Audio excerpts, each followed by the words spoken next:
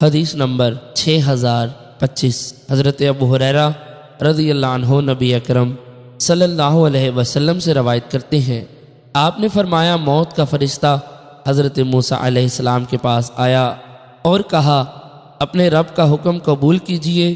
فرماتے ہیں حضرت موسیٰ علیہ السلام نے اسے تھپڑ مار کر اس کی آنکھ نکال دی۔ ملک الموت واپس اللہ تعالیٰ کی بارگاہ میں گیا اور کہا اے اللہ، تو نے مجھے ایسے شخص کے پاس بھیجا ہے جو موت نہیں چاہتا، اس نے میری آنکھ نکال دی ہے۔